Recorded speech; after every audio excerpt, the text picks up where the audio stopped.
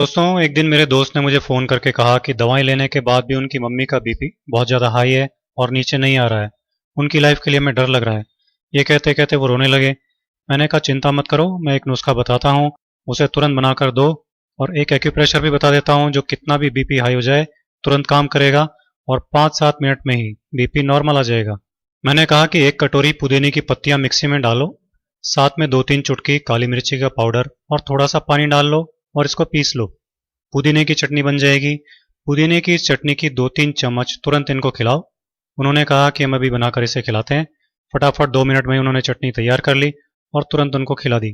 5-7 minute में ही उनका आराम आने लग गया। तब वो मुझसे कहने लगे कि पुदीने की चटनी कभी कभी हम खाते हैं, पर ये इतनी ज़बरदस्त दवा है हमको मालूम नहीं था।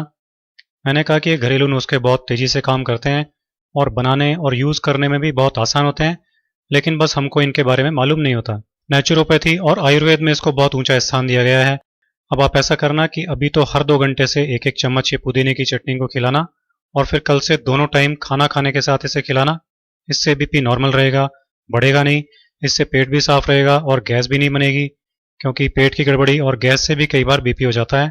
तो अगर इनको इसकी वजह से बीपी बढ़ रहा होगा तो वो प्रॉब्लम भी हमेशा के लिए ख़त्म हो जाएगी। मैंने उनसे कहा कि ज़रा कपड़े सुखाने की 4 चिमटियाँ ले आइए ताकि हाई बीपी का एक्यूप्रेशर भी कर दें। वो चिमटियाँ ले आए। मैंने एक चिमटी उनके बाएं हाथ की बीच की उंगली में लगा दी और दूसरी चिमटी उसी हाथ की सबसे छोटी उंगली में लगा दी। इसी तरह से तीसरी चिमटी उनके दाएं हाथ की बीच की उंगली में लगा दी और चौथी चिमटी दाएं हाथ की सबसे छोटी उंगली में इस तरह से लगा दी। मैंने उनसे कहा कि जैसे ही आपको अनईजी लगने लगे तो आप बता देना, इनको उतार देंगे। 5 मिनट बाद ही उन्होंने कहा कि अनईजी लग रहा है। तब मैंने उन चिमटियों को उतार दिया और फिर बीपी नापा तो बीपी नॉर्मल था। सब लोग ये देखकर चकित रह गए।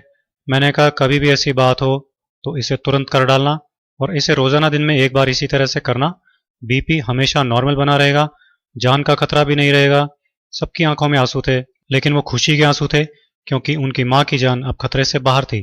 तो दोस्तों, आप भी हाई बीपी के इस बेहद आसान इलाज को यूज कीजिए, अपनी लाइफ सेव कीजिए।